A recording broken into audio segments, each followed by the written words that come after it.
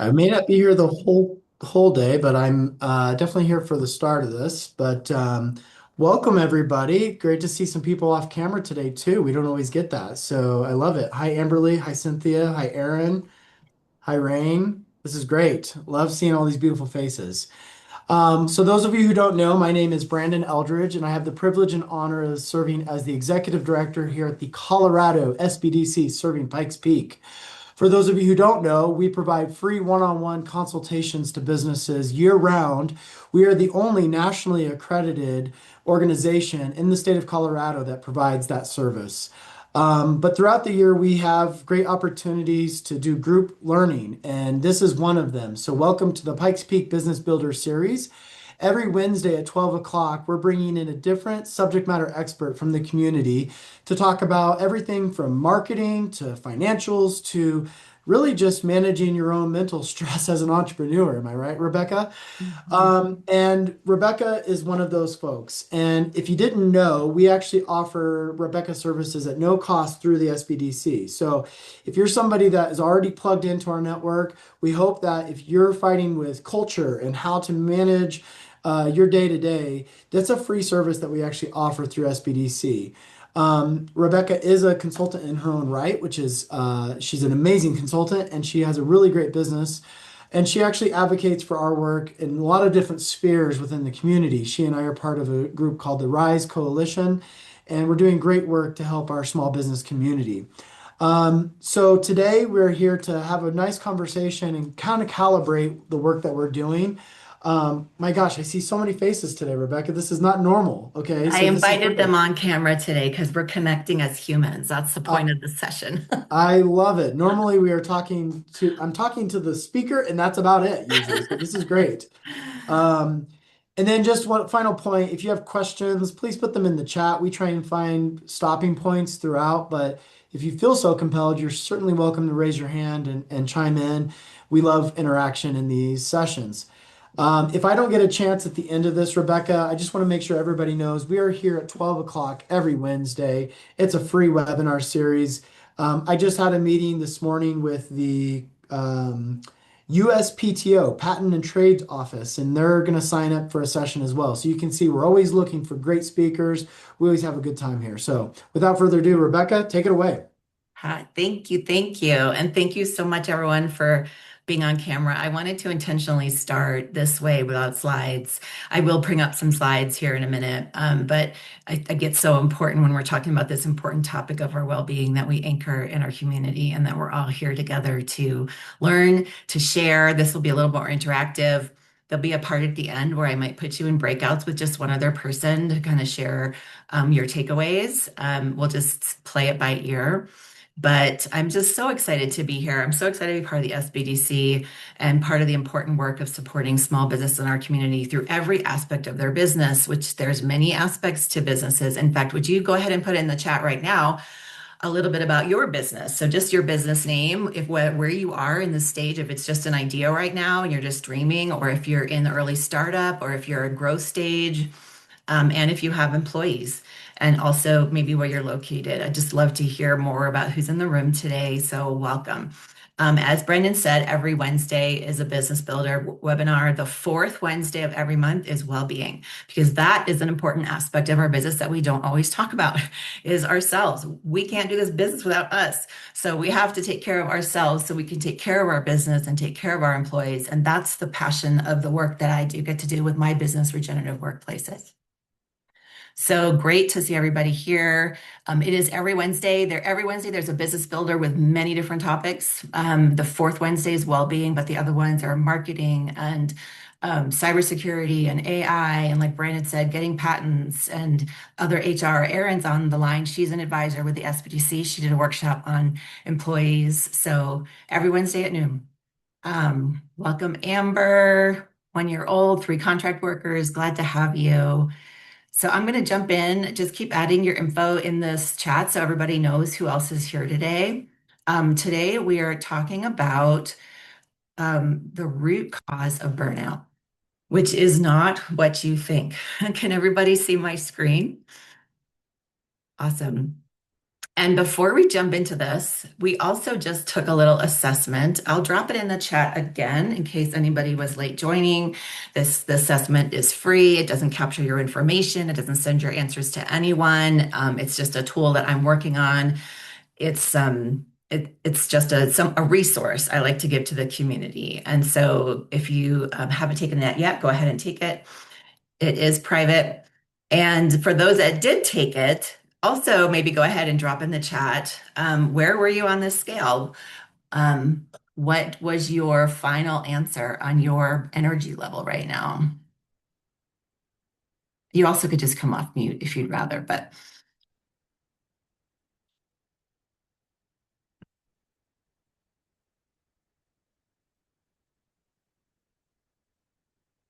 I know I have you typing two things at once. You can just put a number for this one.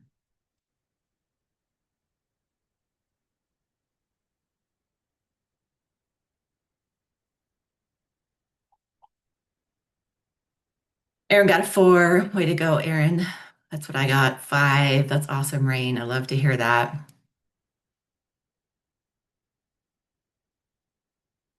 3, hanging in there, sustaining. Mine seems to be frozen. I'm not able to take it. Okay, sorry about that. Thanks for trying. So the reason I wanted to start with an assessment at all was simply to pause for a minute and just recognize that there's different stages along the way when it comes to our energy. And part of what we're going to be talking about is how do we actually recover from depletion when we're feeling depleted. But before we get to that spot, a very important skill is simply noticing where we are and noticing that we can do things to take care of ourselves before we get to depleted. And that's really the ideal that we should be kind of striving for.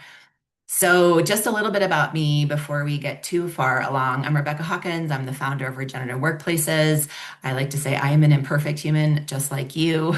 I have had about 30 years of experience in businesses of different sizes and several certifications and education that is the basis for the business that I run. But more importantly, what really makes me passionate about the work that I do is while I was doing these things in my career and building a career, being a professional, I also experienced infertility for almost 10 years and the miscarriage, and then a difficult adoption and 2 divorces, including domestic violence and addiction, and had a bankruptcy. And so basically, I was living life and experiencing trauma and setbacks and disappointments, just like we all do.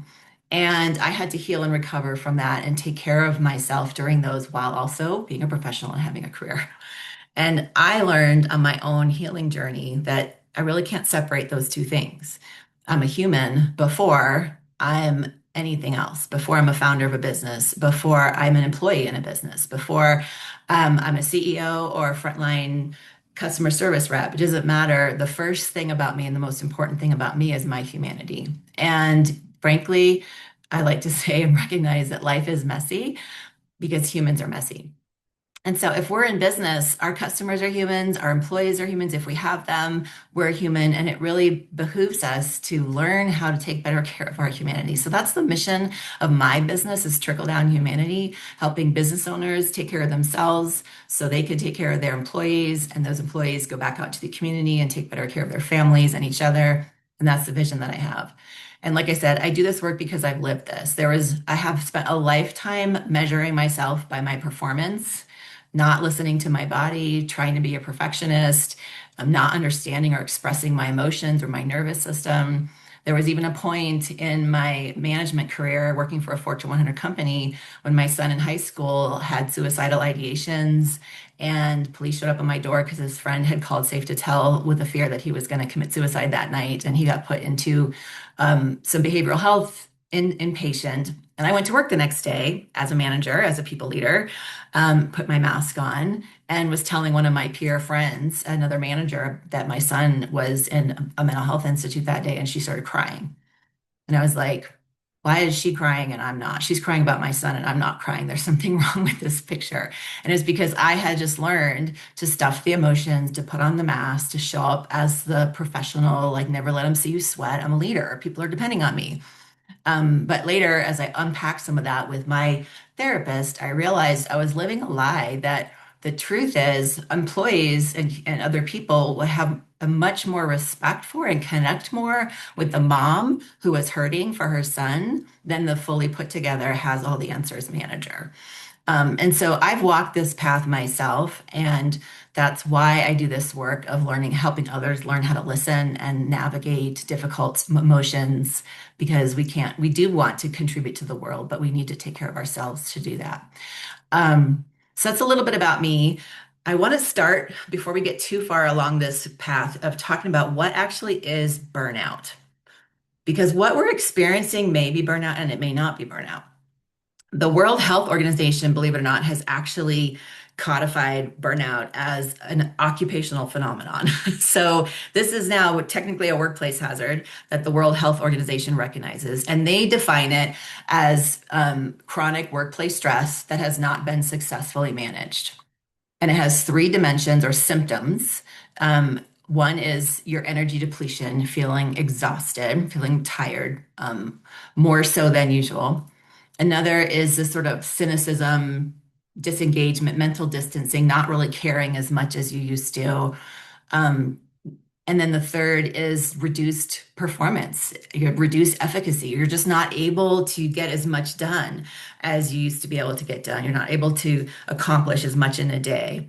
And so you can raise your hand or drop in the chat if any of those symptoms feel familiar to you, if you've experienced them, if you are experiencing them. And what I want you to notice as you're doing that is this talks about an occupational phenomenon. So it's not personal, it's not existential. Burnout as a phenomenon is specifically workplace related. But what we're experiencing goes far beyond the workplace. So, what's happening for us right now as a culture, as a society, is a polycrisis. So, we're experiencing multiple layers of volatility, ambiguity, change, uncertainty in the global markets. I mean, the global political stage, in our economic markets, in our communities. And that is causing such a level of just destabilization in our nervous systems that we're feeling these symptoms in all areas of our lives, not just at work. So, burnout can be addressed with workplace adjustments, with workload adjustments. There's times when they talk about workplace stress being related to the workload or uncertainty or change at work. But truly, there's a lot, it goes a lot deeper than that. In order to navigate this level of trauma, we need more than just adjusting our workload and just addressing the workplace itself. So that's what I'm going to talk about today. And I've lost the chat. Hang on just a second while I get my screens in a better place before I go on to the next one. Um, okay. Nope, can't find the chat. So somebody let me know if there's a question in the chat. So depletion is a signal that we're kind of lost. We're not functioning at the level that we want to be functioning at. And the truth is we can't always control the stressors, the causes of stress, whether it's work or home or society. But we can control our own responses and how we navigate the stressors in our lives. And what I want to start with is this concept of these two different energies that we bring to everything that we do every day or everything that is happening around us every day. There's our being energy and there's our doing energy.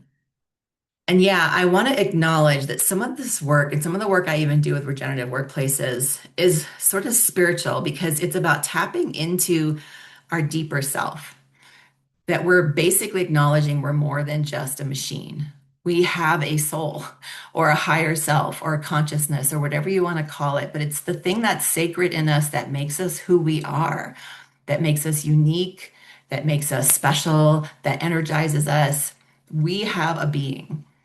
And then that being does things. So we actually have to do things. This isn't about not doing anything and just sitting around in a meditative state, but which comes first? What are we leading with? What is our primary energy of how we show up every day? And you can write this down if you're taking notes. There's a formula that I've heard is kind of the formula that we're taught to be successful in life. Like, this is how you're successful. And that formula is do plus have equals be.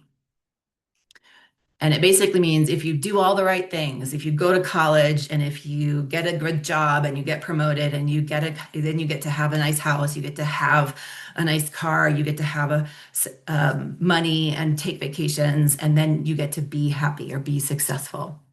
So do all the things. You get to have all the things and you get to be successful.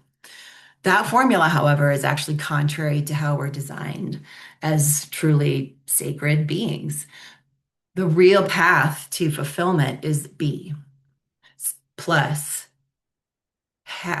plus do, sorry, be plus do equals have. So be who you were created to be. Be your true self. And that's what we're going to talk about for the rest of this session today. Be first, be authentic, be honest, be present. And then whatever you do out of that beingness, you do out of your true self, you do out of how you were created and who you were created to be. And then you get to have success and fulfillment. So when you think about these two energies, doing, or being present, being aware, being conscious, being connected, like we did at the beginning with our cameras off, our cameras on, like being present, being aware. Which energy do you feel like you are in most of the day? And you can go ahead and drop that in the chat too.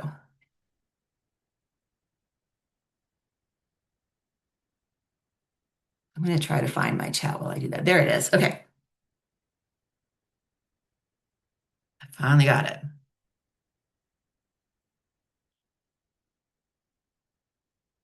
Yeah, 100% doing a little bit of both. I think that naturally we're moving back and forth. I know I'm moving back and forth. I'm not always in a place of being presence, but um, I feel like what got me burnt out was that I was in a performing, doing for approval, doing for acceptance, doing for success.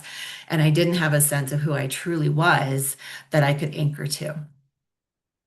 And so what we're going to talk about is that true self, that which I consider these three aspects of what we need to be or what we can anchor to actually help us navigate the overwhelm, the burnout, the exhaustion is just kind of coming home. I call this coming home to ourselves. And the three anchors are our bodies, our strengths, and our values. So my hypothesis, the basis for the work that I do, the way that I work with my clients is that the true cause of burnout isn't just workload, isn't even just all the stressors going on around us. It's misalignment. It's when we have stepped away from our true self, out of who we really are, into this doing energy of performance and wearing masks and trying to impress others. And so we're going to dive deep into these three anchors today: aligning with our body, aligning with our strengths, aligning with our values. And the body is basically, we're talking about sensations, the nervous system, our intuition, our gut knowing, the signals that our body is constantly sending us. With our strengths, we're working with how we were created, not against how we were created. I use Clifton Strengths. I'm a Gallup certified Clifton Strengths coach, but really any assessment that gives you insights into how you function, how you operate in your best self, whether that's Myers-Briggs, whether that's DISC, whether that's Enneagram, just understanding yourself and operating with that instead of against it. And then values is our why. It's our like lantern in the darkness. Our values guide us. Our values are literally, when we operate in them, we're in our integrity. So that word literally means integrated, whole. So let's talk first about our body. Some of the signals that you're misaligned or not listening Your body shuts down in chronic fatigue. You have these feelings of dread. You might feel lots of physical tension in your jaw, your shoulders, your stomach, a restlessness, an inability to actually calm down, or just not feeling emotions. So I like to say the body's always talking to us. And we're kind of taught just to shove it aside and push through the pain, push through the stress, not listen. But the body, as it's talking, it might start in a whisper. And if we don't listen to the whisper, it will start to yell.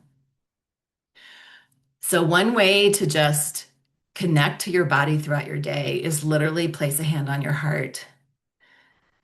And you can do this even right now and take a slow, deep breath, step away from the doing for just a moment and listen and ask, what has my body been telling me that I haven't been listening to? And it doesn't always mean it's something you need to fix right away, but that practice of noticing, that practice of pausing, that practice of actually being curious, the tension in your neck, that dread feeling in your gut, these are important signals. And one of the ways to recover and get higher in our thriving scale is to stop and listen to those sooner before they become chronic, before they become overwhelming, before they become illness. Because if you don't make space for your body and your well-being, I like to say you're going to have to make space for illness because eventually your body will break down.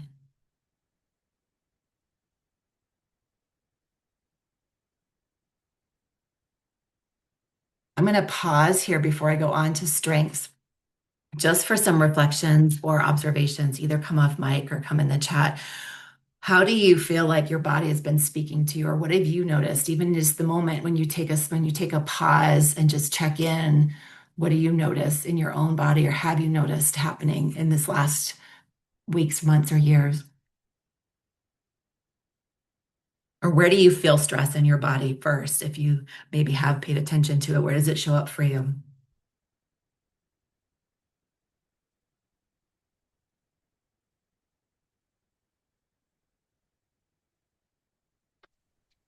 I can share. Because I told Rebecca Thursday I am spent. I need a day off.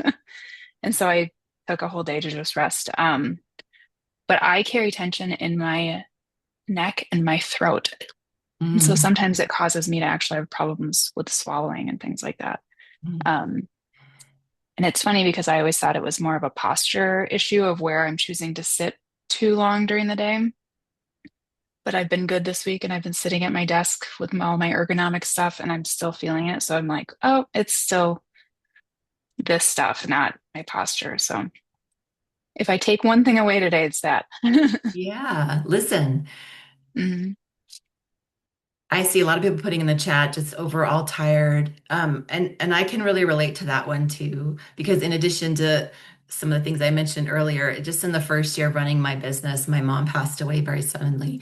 And I had for the year after my mom passed away, I just was so tired all the time, like exhausted. And I know it was my body metabolizing grief. Like emotions live in the body. And it's one of those things where you can't push through because if you do, it's just going to leak out somewhere else.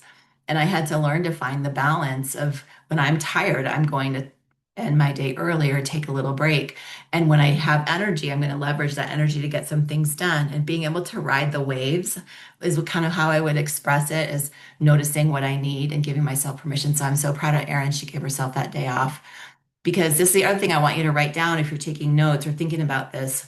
What is the belief that comes to your head with the thought that you think when you're feeling stressed, tired, and you keep doing anyway?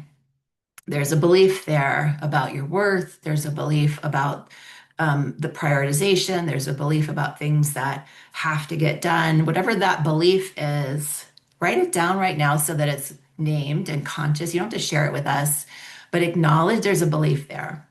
And the power move in healing from burnout and healing from overwhelm is questioning the beliefs in our heads. Everything I do as a coach is about beliefs and recognizing that beliefs drive behavior. And it's just, is that belief really true? Or is that belief serving me right now? What else could be true? So reframing beliefs is a power move. And I think it shows up a lot in this one about our body that we just push it aside and it'll go away. I'll be better tomorrow.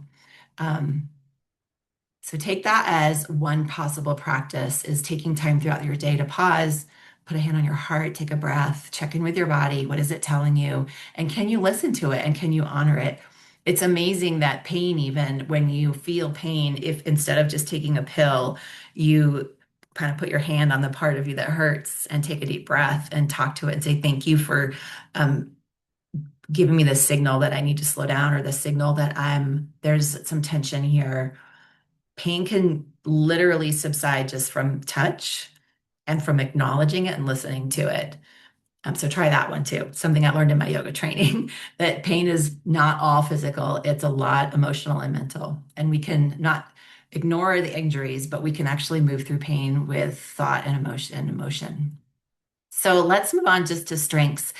So working in your strengths feels like flow, working against them feels like friction. This is where you might feel like you're just constantly working and not getting very far, or you might notice someone else who's feeling energized that you kind of wish you had that energy, or they're doing something that you wish you could do, overusing your strength sometimes to compensate, even just feeling like an imposter. In general, just noticing when you're doing something that's not truly you and you're trying to do something that you're not naturally good at, what kind of emotions come up around that. And Don Clifton, who's the founder of this Strengths Finders or Clifton Strengths Profiles, he likes to say, like, what would happen if we just focused on what was right about people instead of fixating on what's wrong with them? So, in other words, instead of trying to get better at something I'm not naturally good at, what if I just double down on the things I am good at and did that more often? And there's lots of ways to know what you're naturally good at. Sometimes you don't even need to take an assessment. You can just ask people. Just ask the people who know you best they'll tell you what you're naturally good at. So go ahead and drop in the chat while we're talking about this. What do you know that you're naturally good at? What comes easily to you that might be hard for other people? These are some of your natural gifts. What are things that you feel energized when you're doing it and you feel like you could do it all day long and you'd never get tired of doing it? So think about what are some of your natural gifts. And as you're dropping those in the chat, I'll just cover this data from Gallup that all the research, they've got like 80 years of research now on strengths and the Strengths Finders profile. And their research has shown that people who operate in their strengths every day are 6 times more likely to be engaged at work and 3 times more likely to have an excellent quality of life. And they're 8% more productive in their role. So, what is that thing that feels effortless to you, that comes naturally to you? Yeah, I like talking to people too, connecting, and maybe Cynthia, it's listening too. Maybe you have a gift of empathy.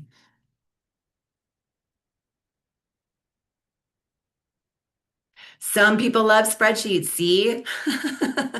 Pattern recognition, organizing information in Strength Finders language, that's called a ranger. This comes naturally. Some people, other people hate that.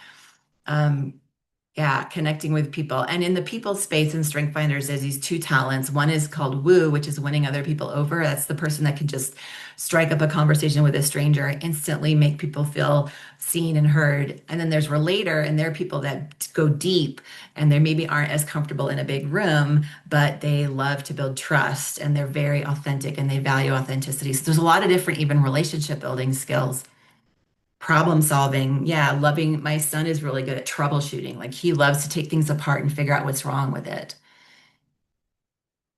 Oh, I love that you observe behaviors and the meaning behind it and also communicating.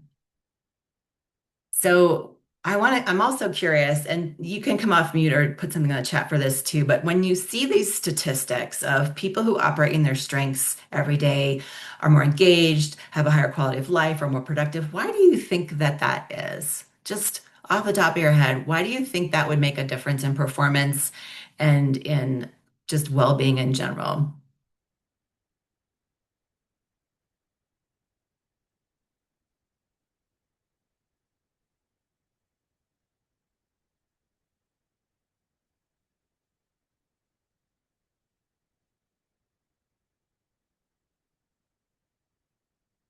And so I'll give you a little bit of a hint here. It also goes back to the being and the doing energy. So yeah, it's not good to be a square peg in a round hole. That's a great way to put it. You're forcing something that doesn't feel natural, and that is draining. The actual energy of wearing a mask, of hiding, takes away energy. It's draining to self-protect. The effort involved in self-protection of any kind actually drains our energy. But there's also a really strong connection between who people are, their beingness, and what they do best. So, what you do best is connected to that identity that we talked about earlier in your being energy. And there's also a strong connection between what people do best when you're doing things well and you're mastering something with their emotions and how they feel. Obviously, you feel better when you're accomplishing things at a rapid pace and you're seeing results from your efforts. And then, of course, there's a very strong connection between how we feel and our performance. So, emotions impact our performance as well. So, all these dots are connected kind of back to being aligned with our strength. So, you might want to perhaps draw also, if you're taking notes, or start to write down some of the things that you do every day in your work, in your business that you love, that fill you with energy, and the things that you do that drain you, that deplete your energy. And this is a good indicator of operating in your strengths versus operating against your strengths. And start making some thoughts or decisions around what are some ways I can delegate, whether that's automating through AI or hiring a very part-time virtual assistant or finding ways to make work more efficient in general, to just spend more time operating in my strengths. Think about that when you hire as well. When you look at your employees, if you have employees, their productivity, their engagement, is it because they're not operating in the areas of strength? And can you have this conversation with them and ask them where they feel energized and where they feel drained? When I work with a business, I do assessments with all the employees if that's part of their company strategy so that we can actually start looking at right seat and right roles, like who's in the right role at the right time. They are going to be better, higher performers. So the third anchor that we get misaligned from that can cause us to lose our energy is our values. And I'm going to ask you to think about a moment also when you're feeling energized, not just what were you doing in that moment, but what value that is sacred for you were you honoring or modeling? And to help you with that, I'm going to share another document really quick. This actually is a tool I also use with my clients. It's from Brene Brown's Dare to Lead work, and it is the a values assessment. So this is her list of values. There's lots of them, and there's some blanks. It just gets you started in thinking about what is important to me. And some of the questions Brene Brown asks around this work is, what are you not you without? What is the real driver, your real why behind everything that you do and all your decisions that you make? And the exercise that we do, which we're not going to do today, but it is one that I do with my clients, and I encourage you, you can actually Google this. This is a free resource that she shares and do this on your own, is to circle on this list. You might start with 10 or 12 because you want all of them, right? They all sound great. And then narrow it down to maybe five or six, and then narrow it down to like three, and then maybe even try to narrow it down to two. And as you're doing that, you're asking the question, like, which value, some of these, like, is a more root value that drives the others? And you know you could not be you without it. Brene Brown has a phrase that I love to use. It's called mind the gap, which is a phrase obviously from Britain. They use it, they have it printed on the sidewalks at their subway stations, and they're literally referring to the gap between the platform and the train. So you don't want to trip. But she uses that phrase in her work, which in this idea of mind the gap between your values and how you're behaving. That's your integrity. When you're operating outside of your core values, you're going to feel icky. You're going to feel something is off. It's also going to impact and drain your energy. So I'm going to switch back to the slides. But from that, or maybe you already knew this and you'd done some values work before, go ahead and drop in the chat. Oh, I see Rain already dropped hers. What values do you feel like are your core values? And Rain put in authenticity, efficiency, and well-being. And mine are grace, truth, and connection.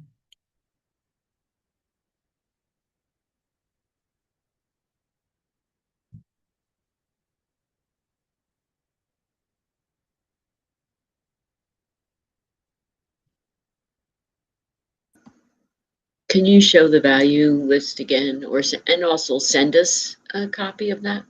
I can try. I have the PDF, and I think there's a way to actually drop documents in a chat.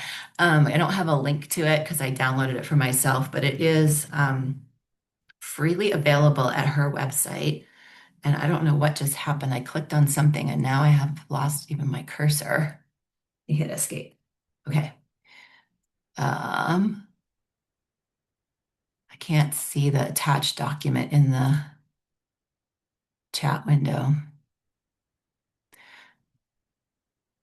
I'll see if I can find it before we're done, because I'm going to send you into breakouts in just a little bit to just talk with one other person briefly about some of your takeaways. But while I do that, I might be able to pull up the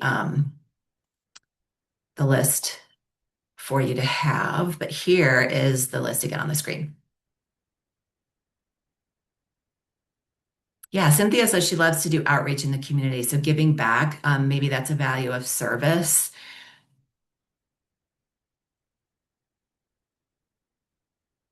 And I'll tell you just a little hint too, a step further, which we're not going to do in this workshop, but when I'm talking with organizations, organizations have values too. That's where your culture comes from.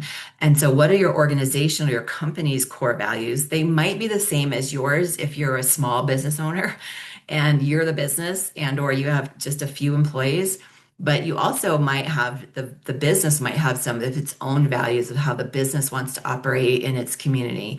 And a lot of companies will write these down and put them on the wall, but what do they actually mean? That's when culture breaks down, is if we don't define the value, not just as a definition, but in the terms of observable behaviors. So there's a whole exercise I go through with in my culture workshops about defining your values as or operationalizing them as observable behaviors. So then you know when your employees are doing them and you can recognize that. You can actually put it in your performance management. That's how culture is actually created, is when a company's values are operationalized into everything that they do. And you can see them in the work and how people treat each other and how you run meetings, how you make decisions. That's what makes it great culture. Authenticity, integrity, and humor. I love that. We all need a little humor. I need more people in my life who are funny because funny is not one of my strengths.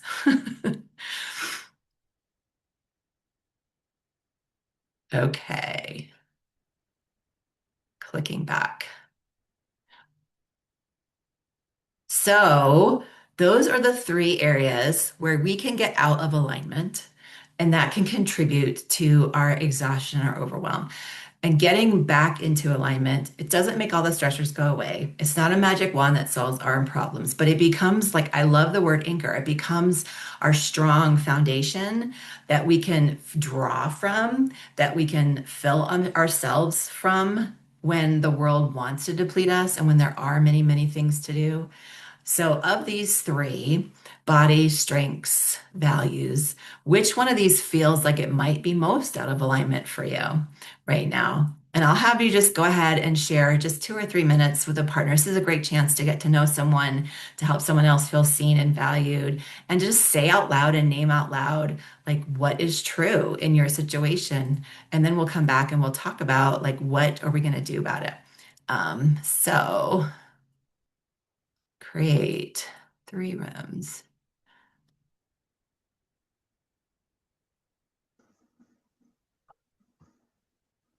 I think you're going to be assigned, and I'm trying to set the timer just to be a couple minutes, not 30 minutes.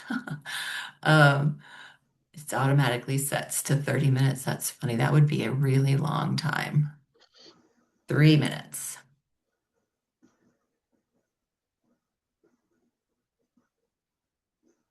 Okay.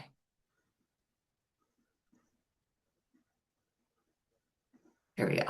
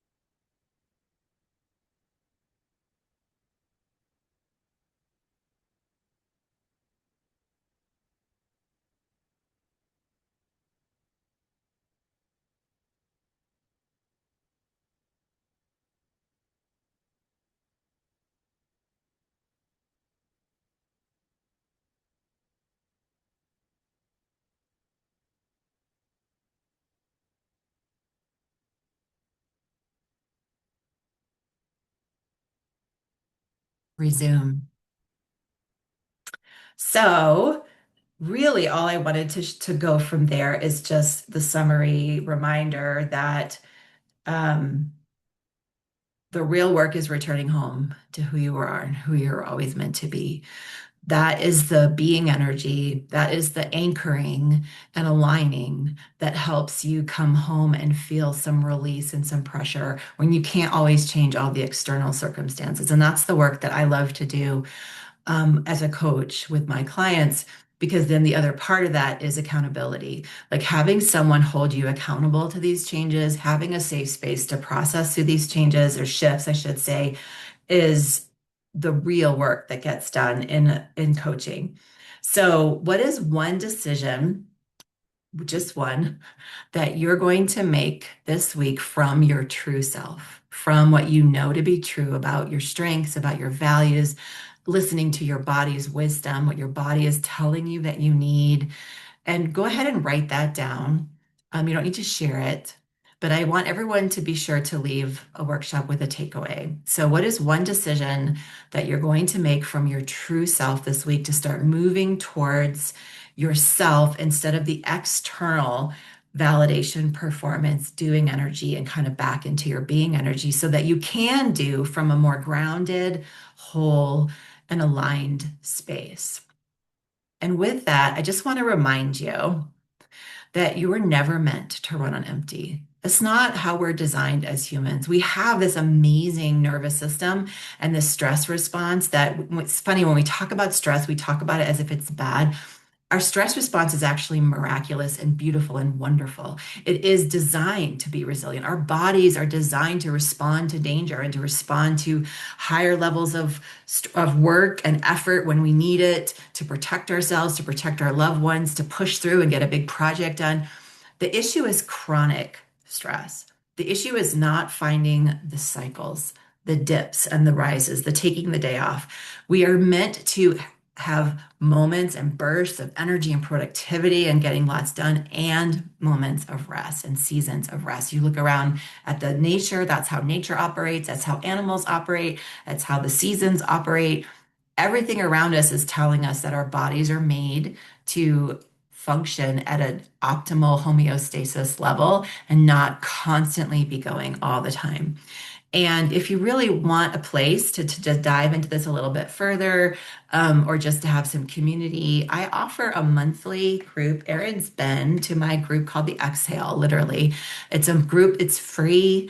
It's designed for small business owners to come together and literally not hustle and not have to have your elevator pitch. I call it anti-networking.